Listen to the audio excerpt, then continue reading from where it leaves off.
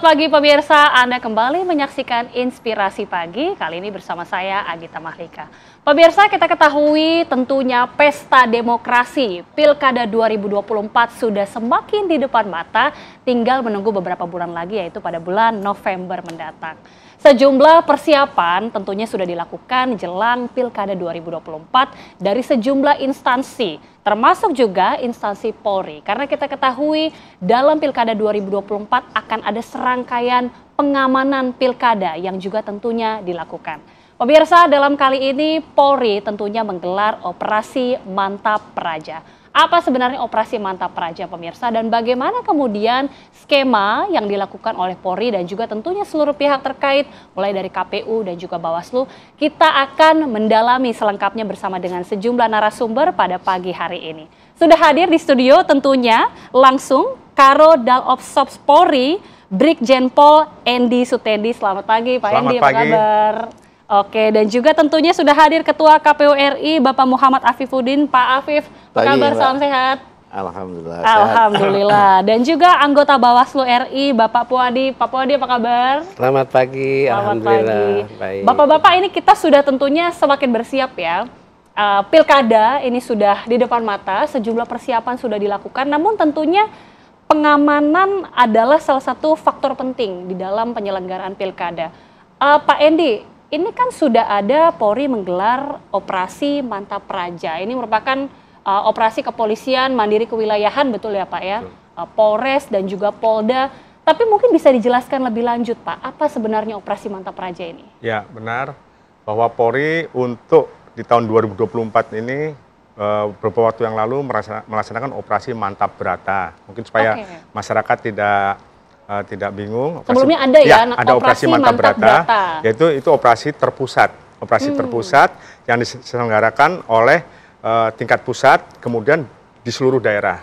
Di seluruh daerah, di kewilayahan di seluruh tanah air, baik itu Polda dan Polres, melaksanakan operasi terpusat, operasi Mantap Brata, dan sudah berlalu. Tinggal satu tahapan aja, yaitu pelantikan nantinya untuk pengamanannya. Kemudian beralih sekarang ini operasi Mantap Praja. Operasi Mantap Praja itu dilaksanakan selama 145 hari pada tahap pertama. Sejak tanggal 1 Agustus sampai dengan 23 Desember. Nah, seandainya terjadi putaran kedua, itu dilaksanakan Operasi Mantap Praja tahap kedua, yaitu selama 72 hari. Ya, 72 hari, yaitu mulai tanggal 21 Desember sampai 1 Maret 2025. Desember 24 sampai 1 Maret 2025. Tapi mudah-mudahan semuanya bisa berjalan dengan aman dan kondusif. Di mana Operasi Mantap Praja sendiri adalah operasi kemandirian kewilayahan, yaitu operasi pemeliharaan keamanan dalam rangka mengamankan tahapan pilkada serentak di tahun 2024 yang diselenggarakan oleh baik itu tingkat Polda maupun tingkat Polres dengan tujuan untuk memelihara Kamtipmas yang kondusif di setiap tahapan pelaksanaan pilkada, dari tahap awal yaitu tahap persiapan sampai dengan nanti tahap pelantikan. Nah, jadi itu tujuannya dan yang dimaksud dengan Operasi Mantap Praja. Di mana konsepnya ini adalah konsep pemeliharaan keamanan ya secara terpadu, baik itu dari penyelenggara, baik itu dari pihak keamanan sendiri dan juga dari Pemda setempat. Nah, kemudian sasarannya tentunya bagaimana potensi-potensi gangguan, segala bentuk gangguan, baik itu gangguan dalam bentuk potensi gangguan, ambang gangguan maupun gangguan nyata. Itu ya kita minimalisir supaya atau kita cegah supaya terciptanya Kamtipmas yang kondusif yang merupakan tujuan daripada Operasi Mantap Praja itu sendiri. Oke, jadi Operasi Mantap Praja ini tentunya sudah dilakukan, sudah akan ada 2 tahap juga ya Pak yang dilakukan ya. Berbicara mengenai persiapan tentunya KPU, ini kita bisa tanyakan langsung ya. Pengamanan ini tentunya sudah dilakukan secara bertahap, tapi persiapan dari Pilkada sendiri bagaimana Pak Afif? Ya, salah satu unsur penting dalam tahapan Pilkada pastinya adalah pengamanan ya. Faktor keamanan harus dijamin, harus disiapkan, harus diantisipasi di tahapan-tahapan yang biasanya ada tahapan yang memicu atau menjadi perhatian. Salah satu tahapan yang biasanya menjadi perhatian agak serius itu adalah tahapan pencalonan. Nanti tahapan pencalonan ini artinya pendaftaran pasangan calon kepala daerah dimulai tanggal 27 sampai tanggal 29 Agustus. Kemudian kita akan melakukan verifikasi sampai 22 September.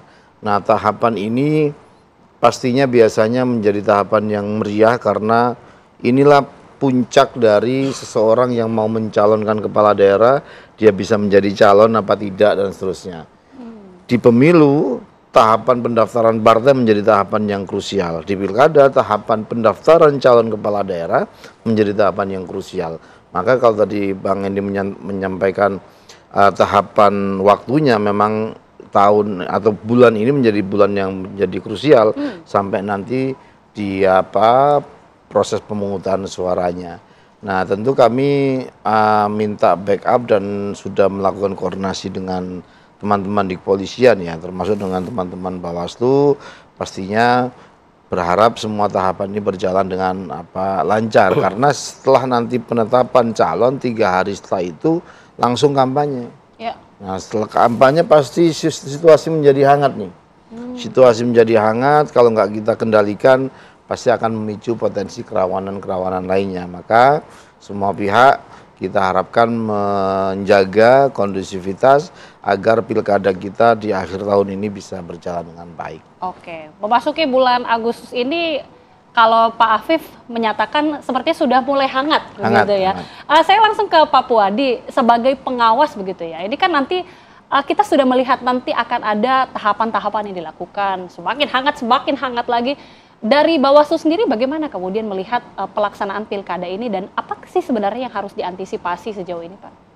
Ya, pertama ada beberapa langkah-langkah ya, terutama dalam memasuki persiapan penyelenggaraan pemilihan pilkada ini. Pertama ini berkaitan tentang melakukan satu apa yang disebut internalisasi paradigma pengawasan berbasis cegah, kemudian juga berbasis tindak. Nah, hal yang dilakukan dalam konteks pencegahan ini, Bawaslu tetap melakukan upaya sosialisasi, ya, kemudian juga melakukan proses apa yang disebut pemetaan, kemudian juga mengidentifikasi kerawanan-kerawanan di beberapa wilayah, karena basis upaya untuk melakukan pencegahan itu adalah melalui pemetaan dan kerawanan-kerawanan di beberapa wilayah. Nah, dalam prosesnya Bawaslu kan memastikan nih agar tahapan penyelenggaraan itu berjalan dengan lancar, adil, baik dan sebagainya sesuai dengan sebagaimana diatur di undang-undang. Nah, proses ini berjalan dalam tiap-tiap tahapan ini. Jika dalam proses pengawasannya itu adanya dugaan-dugaan pelanggaran, Bawaslu melakukan proses apa yang disebut penindakan. Nah, itu langkah basis cegah dan tindak ya. Kemudian juga kita melakukan satu penguatan aparatur pengawasan. Jadi ini aparatur pengawasan ini perlu diberi asupan ya, agar lebih mantap lagi dalam proses pengawasan dengan mengadakan satu diseminasi, kemudian rakernis, kemudian banyak hal kegiatan-kegiatan. Nah, termasuk juga kita melakukan penguatan regulasi. Karena penyelenggaraan pemilihan pilkada ini kan mengalami perbedaan signifikan nih. Undang-undang pemilu kemarin dengan undang-undang sekarang beda. Sekarang kan dengan menggunakan Undang-Undang 10 2016. Lalu juga kita harus bisa melihat hari H ini hari kerja apa hari kalender. Maka kita sudah mempersiapkan regulasinya, terutama kan regulasi yang ada misalkan berkaitan tentang tadi kalau merujuk kepada proses penindakan, Bawaslu kan melakukan proses penindakan penanganan pelanggaran dalam konteks penegakan hukum. Nah, ini kita menyiapkan regulasinya ini, regulasi yang sudah ada kan Perbawaslu 8 ya tahun 2020, kita mengenal Perbawaslu 9 tentang pelanggaran administrasi yang TSM, terstruktur, sistematis dan masif, dan juga kita menyiapkan karena nanti akan sinergi dengan Polri ini berkaitan dalam konteks penegakan hukum, berkaitan dengan peraturan bersama antara kepolisian dan kejaksaan. Termasuk juga penguatan-penguatan ini berkaitan dengan penguatan berbasis IT. Nah, ini yang kemudian tiap-tiap tahapan itu dalam konteks langkah-langkah itu yang harus dipersiapkan Bawaslu agar pada saat proses pengawasan ini Bawaslu sudah siap untuk melakukan basis dua hal tadi, antara cegah kemudian melakukan penindakan. Oke.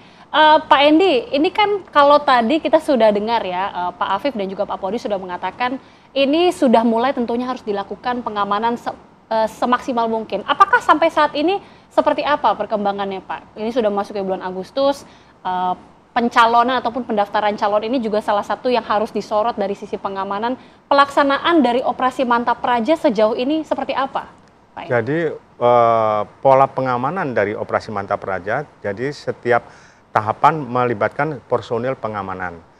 Jadi seluruh daerah, baik itu di tingkat provinsi yaitu oleh Polda dan di tingkat Polres oleh Polres sendiri, kabupaten kota oleh Polres. Itu mempunyai pola pengamanan setiap tahapan. Di mana contohnya seperti tahapan pendaftaran tadi, pendaftaran calon itu sepertiga kekuatan real dari personil Polres atau personil Polda yang ada di kesatuan masing-masing itu dikerahkan untuk mengamankan jalannya tahapan daripada pencalonan. Kemudian berkembang menjadi tahapan pengundian nomor urut misalnya. Pengundian nomor urut itu juga dikerahkan sepertiga dengan kekuatan real. Kemudian tahapan untuk kampanye. Kampanye itu lebih besar lagi, yaitu mengerahkan setengah daripada kekuatan personil real yang ada di kesatuan masing-masing, baik tingkat Polres maupun tingkat Polda. Kemudian yang lebih krusial lagi nanti tahap pemungutan suara. Itu 2/3 personil Polri di kesatuan Polres maupun kesatuan Polda itu dikerahkan untuk mengamankan jalannya pemungutan suara. Begitu juga tahapan-tahapan selanjutnya sampai dengan tahapan pelantikan itu kekuatan-kekuatan real itu dibagi sesuai dengan situasi dan kondisinya. Yang mungkin ada situasi agak kurang pengerahannya itu situasi masa tenang. Itu hanya melakukan kegiatan-kegiatan preventif itu mengerahkan 1/5 daripada kekuatan real yang ada di kesatuan baik di tingkat Polres maupun tingkat Polda. Begitu juga dengan tahapan-tahapan selanjutnya. Sampai dengan pelantikan kita kerahkan kekuatan personil yang ada. Pada prinsipnya Polri siap melaksanakan atau mengamankan setiap tahapan pelaksanaan pilkada di daerah masing-masing. Oke, sejumlah persiapan tentunya sudah dilakukan, bahkan setiap tahapan-tahapan sedetil mungkin ini sudah dilakukan pengamanan. Nanti kita akan bahas lebih dalam lagi termasuk apa saja sebenarnya potensi-potensi yang bisa timbul dan apa saja kemudian evaluasi yang bisa dilakukan berkaca dari pilkada sebelumnya. Sesaat lagi pemirsa, Inspirasi Pagi akan segera kembali.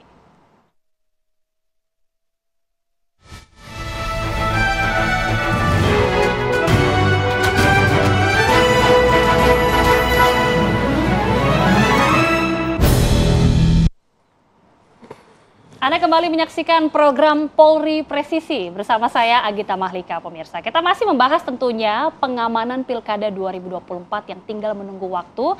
Pak Endi, jika tadi kita sudah banyak ya berbicara mengenai tahapan-tahapan termasuk detail pengamanan yang dilakukan, mungkin kita bisa kilas balik ya. Sebenarnya seperti apa sih Pak pola pengamanan ini berdasarkan mungkin pada saat pendaftaran begitu. Memang potensi-potensi yang muncul ketidakamanan itu seperti apa sebenarnya? Konflik-konflik yang mungkin muncul. Tadi sudah kami sampaikan masalah pola pengamanan daripada melibatkan kekuatan personil pengamanan di daerah masing-masing. Dari tahap pendaftaran dan juga tahapan-tahapan selanjutnya. Tentunya setiap tahapan-tahapan itu ada potensi kerawanan-kerawanan. Terjadi seperti contoh pencalonan ataupun pendaftaran calon. Itu potensi konfliknya misalnya terjadi konflik atau keributan antar pendukung, masa pendukung, simpatisan daripada para calon-calon tersebut. Sehingga itu perlu diamankan oleh pihak kepolisian. Begitu juga dengan tahapan-tahapan selanjutnya, seperti nanti penetapan, ada yang penetapan hasil pemungutan suara, ada yang tidak menerima, sehingga perlu pengamanan. Jadi setiap tahapan-tahapan itu perlu pola pengamanan yang khusus. Seperti pemungutan suara. Kenapa lebih besar? Karena memang potensi konfliknya lebih besar kalau pemungutan suara. Begitu.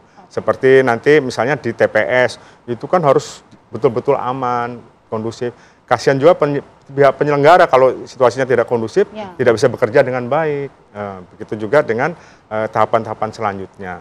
Kita pada prinsipnya Polri berkomitmen untuk mengamankan setiap tahapan-tahapan dan meminimalisir potensi-potensi kerawanan daripada setiap tahapan tersebut dengan melakukan kegiatan-kegiatan baik yang itu sifatnya preventif, preventif maupun penegakan hukum. Semuanya kita lakukan dengan tujuan supaya pelaksanaan kegiatan Pilkada serentak di tahun 2024 ini berlangsung dengan aman dan kondusif sesuai dengan harapan kita semua. Oke, harapan kita bersama tentunya harapan kita betul, terlaksana secara kondusif ya betul. Pak. Pak Puadi, ini kan ternyata selain Polri yang tentunya sudah sangat siap dengan sejumlah pengamanan yang dilakukan, ada pelibatan masyarakat juga ternyata, khususnya di daerah-daerah untuk bisa membantu mengamankan. Ini Bawaslu bagaimana melihat hal ini? Ya, saya kira ini penting sekali ya, pelibatan masyarakat, terutama kita mengenal istilah pengawasan partisipatif ya. Nah ini sisi positifnya penting sekali, bahkan juga Bawaslu itu mendorong ya pada masyarakat ketika adanya dugaan pelanggaran ya, terutama pada pelaksanaan tahapan pilkada nanti ya segera melaporkan kepada Bawaslu sesuai dengan jenjangnya. Ini hal yang sangat positif. Nah, ketika informasi awal yang kemudian masyarakat melaporkan kepada Bawaslu, nah tentunya juga mendorong, selain Bawaslu mendorong masyarakat datang untuk menyampaikan informasi awal terhadap dugaan pelanggaran, ada hal yang menjadi catatan Bawaslu. Jangan sampai nanti masyarakat begitu aktifnya ya melakukan pengawasan partisipatif, tetapi juga dia adanya keberpihakan. Itu yang perlu kita antisipasi, itu pertama. Yang kedua, paling tidak setelah menginformasikan adanya dugaan pelanggaran kepada Bawaslu, yang kedua adalah dia tidak takut untuk menyampaikan laporan kepada Bawaslu. Nah, mekanisme ini harus diatur sebagaimana diatur di ketentuan peraturan perundang-undangan yang berlaku gitu loh. Sehingga masyarakat itu turut andil dalam proses pengawasan partisipatif. Ini yang kita harapkan. Nah, tentunya Bawaslu juga sebagai penyelenggara tetap aktif untuk melakukan sosialisasi, terutama informasi regulasi pada tiap-tiap tahapan ini. Tadi Pak Endi sudah sampaikan tahapan yang krusial, misalkan di tahapan pendaftaran. Nah, ketika ada informasi dugaan pelanggaran, Bawaslu sudah melakukan pencegahan dini misalkan. Kemudian ketika dalam proses pencegahan Bawaslu tetap konsisten memastikan tahapan itu berjalan, ternyata ada dugaan pelanggaran di tahapan tersebut. Nah, kita membutuhkan masyarakat informasi ini terhadap pelibatan dugaan. Masyarakat tentunya sangat penting, Pak Endi. Tapi kita melihat juga bagaimana sih koordinasi yang dilakukan Polri, pemerintah daerah juga tentunya, yang dalam hal ini kita tahu setiap daerah ini pasti menyelenggarakan. Apalagi tadi disebutkan sebenarnya ada pelibatan juga dari masyarakat. Bagaimana koordinasi yang dilakukan ini nanti? Ya, kita ketahui bersama bahwa untuk koordinasi itu mulai tahap awal sudah kita melakukan koordinasi lintas sektoral, baik internal maupun lintas sektoral, baik di tingkat pusat maupun tingkat daerah. Di tingkat pusat yaitu untuk merumuskan kebijakan-kebijakan ataupun memberikan arahan petunjuk kepada seluruh daerah, terutama di tingkat Polri, internal Polri, memberikan arahan dari ke tingkat para Kapolda, para Kapolres, dalam rangka mengamankan daerahnya masing-masing untuk pelaksanaan pilkada serentak tersebut. Begitu juga di daerah harus dijabarkan di daerah melaksanakan rapat koordinasi lintas sektoral bersama dengan KPU, pihak penyelenggara dulu KPU, Bawaslu, kemudian juga DPKP ya, kemudian juga pihak-pihak lainnya, tokoh masyarakat dan lain sebagainya. Ini melibatkan semua potensi masyarakat. Kemudian dari pihak Polri sendiri supaya tercipta Kamtipmas yang kondusif, kan memang Polri leading sektornya adalah Kamtipmas yang kondusif. Bagaimana menciptakan Kamtipmas yang kondusif? Itu melaksanakan beberapa kegiatan, baik itu kegiatan rutin maupun kegiatan rutin yang ditingkatkan, termasuk calling system, supaya situasi politik ini walaupun demokrasi, politik panas, tapi tetap kondusif, tetap dingin, tokoh-tokoh masyarakatnya, tokoh-tokoh para partisipan dan juga para calon juga tetap bisa mengendalikan simpatisannya agar tercipta Kamtipmas yang kondusif. Oke, KPU bagaimana koordinasi sejauh ini, tidak hanya dari Pemda saja, tapi juga dengan Polri sejauh ini, Pak? Ya kalau dengan Polri sangat dekat ya, menempel ya, karena faktor keamanan kan menjadi faktor yang sangat penting. tahapan tidak mungkin berjalan kalau pertimbangan keamanan tidak direkomendasikan. Jadi dalam setiap tahapan, terutama kita mapping tahapan-tahapan yang krusial, misalnya titik di mana tahapan ini akan digelar, misalnya titiknya di kantor KPU, maka pasti kita akan melakukan koordinasi. Dan kantor-kantor KPU atau titik di mana tahapan akan digelar menjadi titik kegiatan, itu pasti menjadi perhatian polisi, pihak keamanan untuk kemudian di backup, ditebalkan pengamanannya. Dan saya kira ini sudah maklum di kita semua. Dan kami selama ini juga sudah melakukan banyak sekali koordinasi ya dengan Kapolri, dengan jajaran untuk MOU dan seterusnya, semua sudah kita lakukan.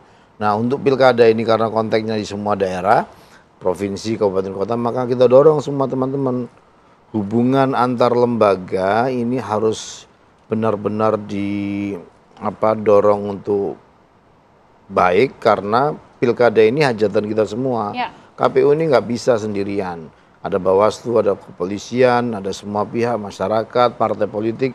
Ini harus diajak bareng untuk menyukseskan gelaran pilkada yang ya mau nggak mau ini harus kita lakukan di tengah-tengah sebagian tahapan pemilunya juga belum selesai kan yang kemarin. Pelantikan presidennya belum, tapi teman-teman juga sudah harus fokus menyiapkan tahapan pilkada. Oke, nanti usai jeda kita juga akan bahas karena tentunya Indonesia yang sangat beragam dan juga karakteristik pemilih yang sangat berbeda membutuhkan pendekatan khusus. Nanti bisa dibahas usai jeda, sesaat lagi pemirsa. Polri Presisi segera kembali.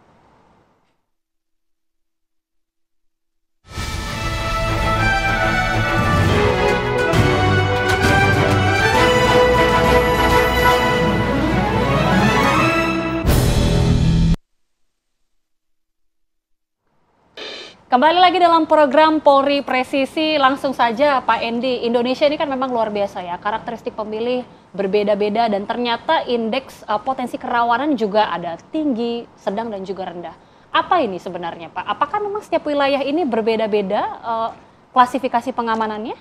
Ya, betul sekali bahwa berdasarkan IPKP indeks potensi kerawanan pemilu, kita menilai di tiap-tiap daerah berdasarkan 7 pendekatan dimensi, di mana dimensi tersebut berdasarkan bagaimana penyelenggaranya, bagaimana partisipasi masyarakatnya, bagaimana keamanannya, bagaimana peserta pilkadanya, bagaimana potensi gangguan, ambang gangguan, dan gangguan nyatanya. Tentunya di setiap daerah berbeda-beda berdasarkan penilaian-penilaian indeks kerawanan tersebut, berdasarkan IPKP tersebut, itu menghasilkan daerah yang, ini kategori rawan, sangat rawan, dan kurang rawan. Nah, itu tentunya pendekatannya, pola pengamanannya nanti daerah itu disesuaikan dengan situasi dan kondisi masing-masing. Sehingga ini melakukan bagaimana penilaian tersebut untuk memberdayakan personil yang ada supaya terciptanya kamtipnas yang kondusif. Karena memang untuk saat ini pemilu kada itu dilaksanakan secara serentak. Jadi strategi daripada kesatuan masing-masing bagaimana bisa mengelola daerahnya itu tetap aman dan kondusif dengan melakukan pendekatan atau penilaian berdasarkan IPKP secara cermat supaya daerah yang mungkin memang rawan sekali itu dilakukan penebalan personil ataupun mungkin kalau memang memungkinkan itu minta bantuan dari pusat, itu memang bisa dilaksanakan secara efektif dan efisien. Supaya tidak ada, karena daerah-daerah melaksanakan secara serentak, sehingga masing-masing daerah membutuhkan personil yang cukup, yang memadai untuk mengamankan. Iya, harus kuat untuk mengamankan daerahnya masing-masing. Sedangkan personil Polri di pusat pun terbatas, harus selektif kepada daerah-daerah yang memang benar-benar membutuhkan untuk backup pengamanan tersebut. Ini menjadi PR yang besar karena memang dengan latar belakang budaya yang sangat berbeda. Betul. Pak Puadi, bagaimana kemudian Bawaslu tentunya berkoordinasi dengan Polri ya untuk mengedukasi masyarakat kita, pemilih kita dengan latar belakang yang berbeda supaya tidak ada potensi ancaman ataupun ketidakamanan yang terjadi? Ya, pertama Bawaslu juga kan berkepentingan dalam hal bagaimana pengawasan partisipatif itu dijalankan, dan kemudian juga ketika itu dilakukan sinergi antara masyarakat dengan Polri itu dalam hal penegakan hukum, ini bagaimana bisa mengafirmasi keadilan, terutama di tiap-tiap tahapan tersebut ketika adanya potensi-potensi. Nah, masyarakat juga diperhadapkan oleh persoalan-persoalan yang apakah dia berani untuk mau melaporkan, kemudian juga ketika dia mau memilih ke tempat TPS suasananya merasa aman atau tidak gitu loh. Paling tidak memang disitulah mungkin fungsi bagaimana menumbuh kembangkan pengawasan partisipasi antara masyarakat dan kemudian juga bagaimana peran Polri dalam hal ini, karena juga Bawaslu berkepentingan tidak hanya dalam dimensi keamanan termasuk juga dalam konteks penegakan hukum di sentra penegakan hukum terpadu gitu. Dan ini kita lakukan dan ini sangat sinergi sekali antara penyelenggara terutama ya, tidak hanya Bawaslu, terutama KPU dan Polri ini bisa membangun komunikasi yang baik dalam hal menumbuh kembangkan pengawasan partisipatif tersebut. Oke, gitu. Pak Afif, tidak hanya mengenai perbedaan latar belakang tentunya, tapi kan kita tahu di era 4.0 gitu. berkembang sekali tentunya sosmed. Ini kan ternyata ancaman keamanan tidak hanya di lapangan saja begitu ya, tapi bahkan secara di dunia maya. KPU sudah melihat hal inikah? Apakah menjadi salah satu yang sangat perlu diantisipasi dan seperti apa sejauh ini? Ya, salah satu tantangan kita memang di media sosial ya. Artinya penggunaan teknologi informasi ini kalau salah kelola juga akan menimbulkan dampak yang luar biasa. Hoax dan seterusnya, pengalaman pemilu kita juga demikian. Ada dampak-dampak yang harus kita antisipasi. Sebenarnya kami di KPU juga punya satgas, semacam satgas cyber gitu, yang juga ada tim cybernya Mabes Polri. Jadi kalau ada hal-hal yang kaitannya misalnya dengan isu-isu yang dianggap IT-nya KPU punya masalah, nah ini langsung kami kumpul semua untuk mengklarifikasi banyak hal.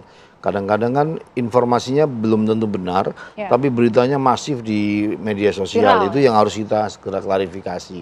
Dan tentu juga dengan teman-teman Bawaslu, Kominfo dan seterusnya. Memang sejak belakangan pemilu terakhir ini kita juga punya tantangan bagaimana mengendalikan media sosial, dalam arti pemberitaan ini kadangkala memang berita yang belum tentu benar itu menyebarnya sangat cepat. Pengalaman di Pilkada DKI terutama, 2 Pilkada DKI belakangan kan luar biasa. Ini yang harus kita antisipasi. Maka kami mengajak semua pihak untuk istilahnya menyaring dulu lah apa yang harus disampaikan. Kalau dulu orang menyampaikan mulutmu harimaumu, sekarang ini tambah jarimu itu harimaumu juga kadang-kadang. Kalau kita mendadak langsung repost atau kemudian tanpa konfirmasi menyampaikan berita-berita yang tidak jelas dari mananya, ini bisa memicu persoalan-persoalan, apalagi dimensinya kemudian masalah atau isu yang berkaitan dengan SARA. Nah ini yang harus kita antisipasi, dan tadi disampaikan Pak Hendy dan Pak Fuadi juga, cooling system hangat boleh ini. Namanya pemilu pilkada nggak boleh juga terlalu adem nih, hangat boleh tapi kemudian jangan kepanasan. Maka ada cooling system itu, pendinginannya biar dinamis juga di lapangan ini. Nggak mungkin juga namanya katakanlah perebutan kekuasaan, kepemimpinan akan adem-adem banget, itu juga nggak mungkin. Orang main bola aja seru kok, apalagi orang merebut kursi kepemimpinan kepala daerah, pasti rame. Ketika potensi ancaman keamanan ini juga tidak hanya di lapangan Pak Edi, tapi juga secara sosial media, menyebarnya berita hoax, bahkan mungkin bisa berantem ya antar pendukung dan juga pemilih. Ini apakah menjadi salah satu di dalam operasi Mantap Praja juga, atau memang ada satgas khusus juga? Ya betul, hal ini? Dalam operasi Mantap Praja ini kita di dalam susunan organisasinya ada satgas-satgas. Seperti Pak Afif sampaikan tadi, ada satgas preventif maupun satgas penindakan penegakan hukum. Nah, di satgas penegakan hukum di situ ada satgas cyber. Nah, di situ ada sub satgas cyber yang melaksanakan patroli cyber terhadap dunia maya. Apakah ada contohnya berita-berita hoax, black campaign dan lain sebagainya yang ini masuk ranahnya pidana umum atau pidana pemilu. Kalau memang pidana pemilu, kita akan berkoordinasi dengan teman-teman dari Bawaslu dalam sentra Gakumdu sehingga bisa dilakukan penegakan hukum. Begitu juga kalau ini pidana umum, nanti dari Barreskrim akan melakukan sesuai dengan ketentuan undang-undang yang berlaku, kita lakukan penegakan hukum. Jadi kita di semua lini dalam rangka mengamankan jalannya pilkada ini dibentuk satgas-satgas untuk melaksanakan kegiatan-kegiatan sesuai dengan tupoksinya masing-masing dengan tujuan akhir terciptanya Kamtipmas yang kondusif. Sehingga kita juga menghimbau kepada pihak-pihak untuk ikuti aturan yang berlaku.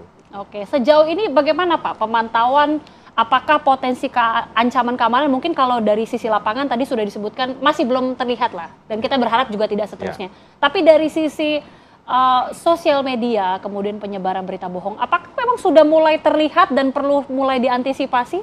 Betul, untuk saat ini kita untuk situasi masih relatif kondusif secara umum. Memang di beberapa daerah yang saya kunjungi, yang saya pantau, sudah mulai hangat, khususnya dalam situasi dari mulut ke mulut, dari itu tapi kalau untuk di dunia maya ini relatif masih belum terlihat secara signifikan.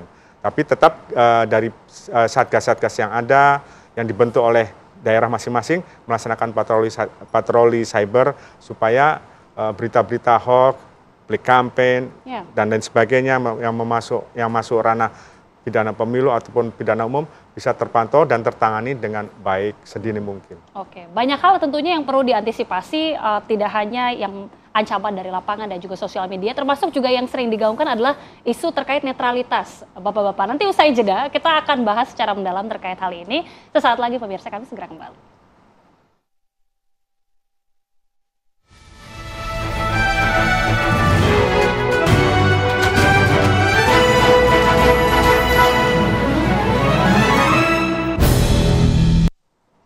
Terima kasih Anda masih bersama kami di program Polri Presisi.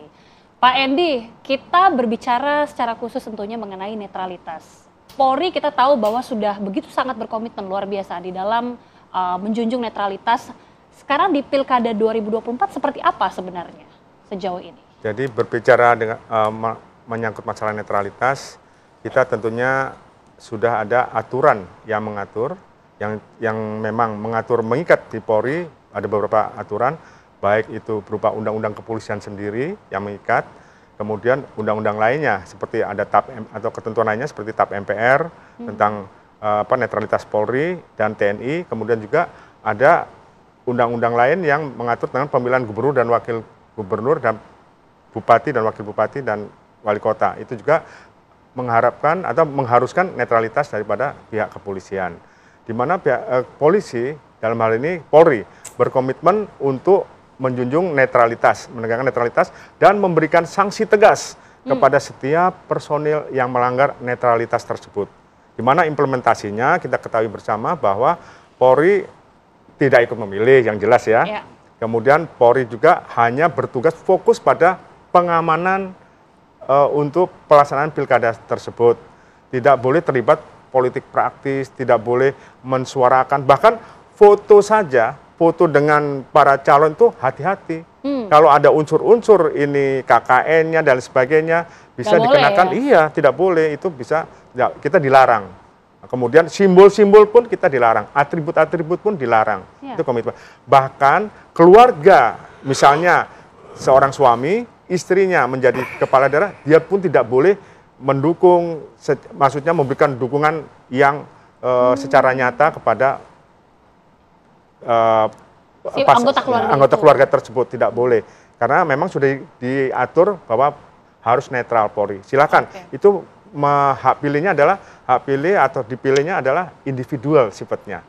Kita tidak boleh terlibat itu, termasuk dalam hal fasilitas sarana prasarana Polri pun tidak boleh diperbantukan untuk kegiatan-kegiatan yang sifatnya untuk memihak pihak tertentu. Oke, cukup ketat komitmen dari Polri. KPU bagaimana sejauh ini perwujudan dari netralitas, mengupayakan itu juga?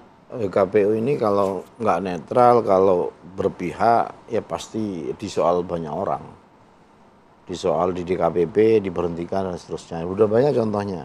Satu. Kedua, namanya pemilu, ini pasti ada yang menang nantinya, pasti ada yang kalah. Nah yang menang itu juga nggak akan belain KPU kok. Yang kalah pasti nyala-nyalain, kan begitu pastinya. Jadi kita ini pasti doktrin KPU ini pasti akan menjalankan sesuai aturan. Dinamika lapangan, tantangannya, apalagi pilkada ini pasti berbeda-beda. tekanan dan seterusnya pasti ada. Nah inilah yang kita lakukan untuk memantapkan jajaran kita agar senantiasa kuat gitu loh. Kalau mereka macam-macam pasti juga kelihatan, ketahuan, dilaporkan ke Bawaslu, dilaporkan ke DPP, ujungnya pemberhentian kalau kemudian melanggar aturan-aturan itu. Jadi saya pastikan jajaran kami sendiri juga memetakan mitigasi resiko, manajemen resiko untuk pilkada ini, mana-mana tahapan yang paling krusial dan katakanlah berpotensi teman-teman itu digoda dan seterusnya itu kita sampaikan untuk kemudian konsisten kepada aturan-aturan ini. Karena netralitas penyelenggara ini kan satu harga mati ketika kita pengen hasilnya tidak disoal orang. Kalau nanti penyelenggaranya berpihak, pasti nanti hasilnya disoal orang. Setiap peristiwa pasti ada penjelasannya. Kalau orang menuduh A, B, C, segala macam, loh, kalau di soal di DKPP atau di persidangan manapun, yang penting bisa dijelaskan. Kalau nggak bisa dijelaskan, pasti berhenti orang ini. Pasti diberhentikan. Jadi kami ingin memastikan, Bapak Ibu sekalian, teman-teman sekalian, penyelenggaraan pilkada besok pasti KPU akan memenuhi seluruh aturan yang sudah kita turunkan dalam bentuk juknis dan juklaknya sehingga teman-teman akan sangat berhati-hati lah. Dan ketika ada hal yang katakanlah belum diatur atau mereka mendapatkan kebutuhan, kita sarankan untuk konsultasi ke satu level di atasnya sehingga kalau ada masalah tanggung renteng, mereka bisa kemudian, loh kami ini sudah melakukan konsultasi ke atasan kok, bahwa kalau ada masalah ini jalurnya ke sini dan seterusnya. Jadi kami pastikan sekuat tenaga pasti jajaran kami akan melaksanakan tahapan dengan netralitas penyelenggara KPU, netralitas penyelenggara ini adalah harga mati. Bawaslu bagaimana melihatnya? Ya pertama bahwa Bawaslu berkepentingan ya berkaitan tentang tugas dan kewenangannya. Karena dalam tugas kewenangannya itu sudah jelas harus sesuai dengan prinsip-prinsip penyelenggaraan yang salah satunya Bawaslu harus ya netral, independen dan sebagainya. Dan kebetulan juga undang-undang memerintahkan dalam tugas kewenangan kita Bawaslu itu tidak mengawasi netralitas ya termasuk aparat, lain TNI, Polri, termasuk juga kepala desa dan juga mengawasi netralitas penyelenggara itu sendiri gitu. Nah untuk itu kita meminta kepada jajaran kita terutama penguatan aparatur pengawas kita agar lebih berhati-hati dalam hal mengambil satu sikap gitu loh. Tadi disampaikan oleh Pak Apip benar sekali bahwa Bawaslu dan juga KPU terutama karena kan bicara penyelenggara pemilu itu kan tidak hanya Bawaslu dan KPU. Di situ ada DKPP dalam forum tripartit nanti. Jadi kalau misalkan dalam hal pengawasan netralitas terutama yang diberi kewenangannya, apalagi ini pintu masuk penanganan pelanggaran itu terutama di Bawaslu ketika ada informasi masyarakat menyampaikan laporan ketika adanya ketidaknetralan ya terhadap siapapun mu ASN, mu TNI, Polri dan sebagainya. Nah silakan laporkan kepada Bawaslu, Bawaslu menerima laporan tersebut gitu. Termasuk juga pintu masuk yang kedua kaitannya dengan hasil pengawasan kita. Jadi ketika ada informasi awal berkaitan tentang netralitas, tidak hanya penyelenggara pemilu, seluruh elemen pilkada terutama pelaksana pilkada yang tidak netral itu segera disampaikan kepada Bawaslu. Bawaslu tetap menindaklanjuti terhadap laporan kaitannya dengan netralitas tersebut. Pak Endi, apa saja sih sebenarnya larangan ataupun menjadi perhatian ya bagi anggota Polri ini agar tetap bisa menjalankan netralitasnya, Pak? Ya, sudah sesuai dengan ketentuan itu ada banyak larangan-larangan yang kita ya seperti tadi saya sampaikan dilarang mungkin memakai atribut partai, atribut pendukung dan lain sebagainya. Kemudian ikut kampanye, ya dilarang ikut kampanye, kemudian dilarang dia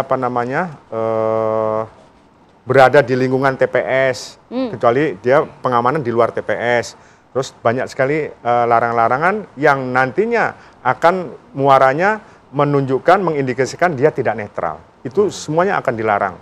Dan tentunya setiap personil Polri yang dilarang, yang melanggar larangan tersebut akan kenakan sanksi yang terikat, yaitu di Undang-Undang Kepolisian, baik itu secara disiplin maupun kode etik kalau di internal. Kalau dia terlibat pidana ya tetap berlaku hukum pidana. Kalau memang seandainya dia melakukan pelanggaran-pelanggaran terhadap netralitas tersebut. Ya kita harapkan ini semua di seluruh jajaran tetap netral dan seluruh jajaran sudah kebijakan Pak Kapolri dan juga pimpinan-pimpinan di daerah khususnya di lingkungan Polri harus netral dalam Pilkada 2024 ini. Harus netral semuanya dan juga tentunya kita usai jeda akan membahas bagaimana sih sebenarnya sinergitas yang dilakukan dengan semua pihak untuk berjalannya Pilkada 2024. Sesaat lagi akan kita bahas pemirsa, Polri Presisi akan segera kembali. Anda kembali bersama kami di Polri Presisi. Pak Endi, ini Pilkada sudah semakin di depan mata. Ya. Seperti apa kemudian sinergitas, koordinasi yang juga dilakukan dari Polri terhadap KPU dan juga Bawaslu, Pak, sejauh ini? Seperti yang di awal saya sampaikan bahwa operasi Mantap Praja adalah operasi pemeliharaan keamanan yang jenisnya adalah keterpaduan semua unsur terkait dalam hal ini, baik itu penyelenggara, Polri sendiri, kemudian juga dari Bawaslu, kemudian dari pemerintah daerah dan pihak-pihak terkait lainnya. Ini keterpaduan. Mereka harus sinergi. Kalau tidak sinergi tentunya tidak bisa Polri bekerja sendiri. Termasuk masyarakat pun ikut mendukung, berkepentingan untuk menciptakan Kamtipmas yang kondusif. Salah satu faktor terpenting dalam rangka pelaksanaan Pilkada serentak ini adalah faktor keamanan. Ya. Terciptanya Kamtipmas yang kondusif, insya Allah ini tercipta Kamtipmas yang kondusif, pemilu kada bisa berjalan dengan aman dan tentunya didukung oleh faktor-faktor lainnya. Kemudian dengan Pemda harus bisa memfasilitasi bagaimana keamanan ini bisa berjalan dengan baik, memfasilitasi penyelenggara dengan baik, agar pemilu bisa berjalan dengan baik. Dukungan anggaran terhadap keamanan juga diperlukan dalam rangka pelaksanaan operasional daripada operasi Mantap Praja tersebut. Kemudian juga memfasilitasi kepentingan masyarakat untuk melaksanakan kegiatan demokrasinya juga difasilitasi. Kemudian juga dengan KPU, kita bersinergi setiap kegiatan-kegiatan, tahapan-tahapan yang dilakukan oleh KPU, kita selalu membackup dalam hal keamanannya. Sehingga kita tahu jadwal, bagaimana jadwalnya, kita selalu berkoordinasi dengan pihak KPU. Dengan Bawaslu, contohnya dalam sentra Gakumdu, tadi sudah disinggung bagaimana penegakan hukum dalam rangka kalau ada pelanggaran-pelanggaran pidana pemilu. Kita tergabung dalam sentra Gakumdu, kita menilai, kita tindak lanjuti kalau itu masuk ranah pidana pemilu. Begitu juga dengan pihak-pihak lainnya. Intinya semuanya harus bersinergi dalam rangka mensukseskan pelaksanaan Pilkada serentak di tahun 2024 ini. Oke, semuanya harus bersinergi. Pak Afif, kita lihat waktu pemilu kemarin Pilpres berlangsung dengan cukup baik ya. Ini apa saja kemudian sinergitas yang mungkin harus diterapkan, dipetik, meskipun kita tahu tantangan di Pilkada pasti tentunya berbeda. Ya, memang pemilu ini harus dipahami sebagai hajatan bersama. Jadi bahwa KPU sebagai penyelenggara teknis utama iya, tapi tanpa dukungan teman-teman Bawaslu yang mengingatkan misalnya ada kesalahan, ada kekurangan, ada pelanggaran yang harus dibenahi, itu bagian dari upaya untuk menyempurnakan tahapan yang katakanlah ada catatan. Dari sisi pengamanan, kalau tidak ada teman-teman kepolisian, hampir tidak mungkin juga pemilu bisa kita laksanakan. Jadi kita harus pahami, KPU tidak bisa merasa dia bisa sendirian tanpa yang lain. Jadi intinya sinergi, kolaborasi untuk kesuksesan pemilu bersama peserta pemilu, bersama pemilih ini satu keharusan. Dan kita harus pahami ini sebagai hajatan bersama, bukan hanya ini kan urusannya KPU sama partai, bukan. Ini kita semua karena pada saatnya nanti orang yang terpilih menjadi pemimpin itu pemimpin kita semua, bukan pemimpinnya partai yang mendukung saja gitu. Nah ini yang kami kira penting, termasuk kekhawatiran berlebihan terhadap situasi yang wah bahwa ini akan ada situasi yang sangat mencekam dan seterusnya itu harus kita maintenance itu, bahwa kita ini Indonesia ini punya katakanlah kelenturan tersendiri menghadapi persoalan-persoalan pemilu-pemilu terakhir kita.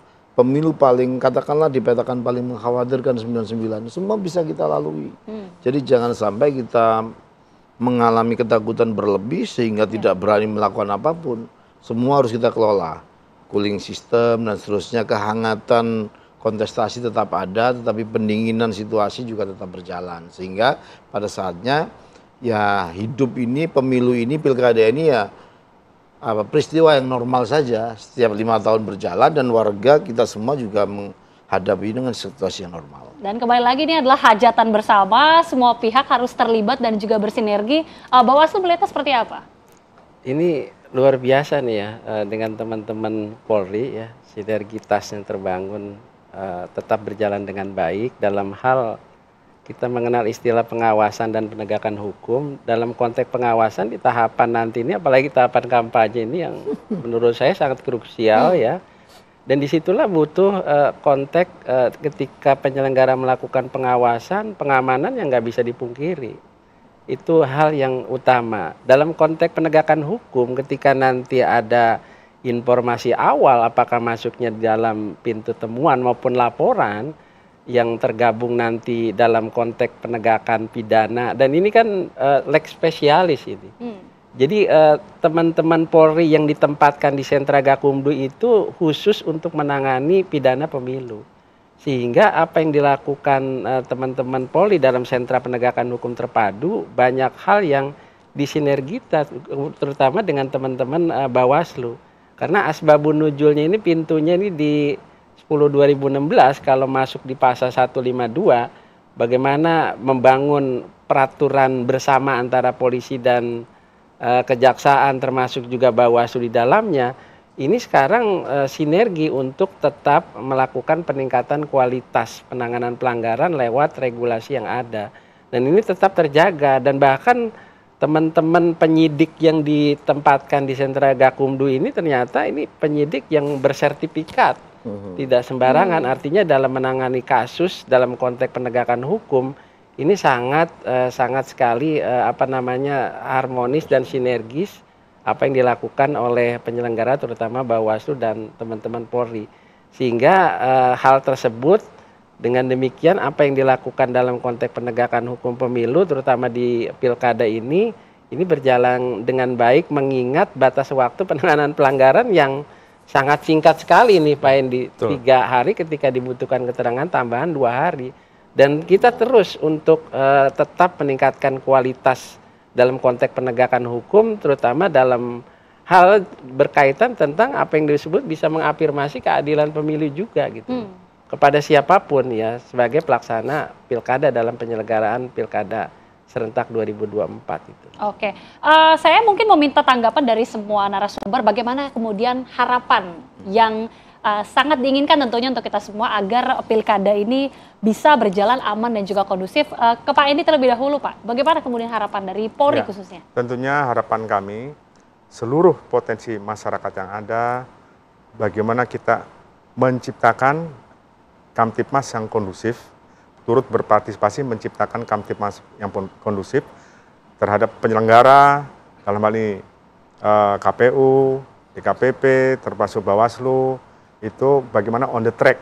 On the track, pedomani aturan yang berlaku, tetap netral dalam melaksanakan tugas.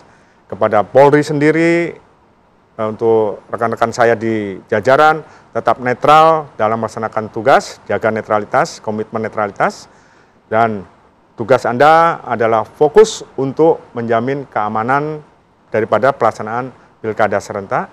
Kemudian juga pada seluruh masyarakat, kita harapkan seluruh masyarakat turut berpartisipasi menciptakan Kamtipmas yang kondusif. Kemudian kepada media, tidak lupa kepada media, teman-teman media dalam memberikan pemberitaan yang tentunya yang akurat dan berimbang, dan setidaknya untuk menghindari berita-berita hoax. Oke. Terima kasih. Ke pengawas dulu, silakan Pak Puadi. Singkat saja Pak. Penyelenggaraan serentak 2024 ini harus sesuai dengan prinsip-prinsip penyelenggaraan. Baik penyelenggaranya, kemudian juga peserta pemilunya atau pelaksana pemilu tersebut. Untuk itu satu hal yang sangat inheren sekali ketika Bawaslu dalam menjalankan tugasnya tetap berfokus pada tugas dan kewenangannya, memastikan penyelenggaraan ini berjalan dengan baik, jujur, adil, dan demokrasi menjadi sehat. Oke. Dan bermartabat tentunya ya. Ya, baik. KPU silakan. Ya, yang penting KPU tetap akan profesional dengan didukung kolaborasi semua pihak.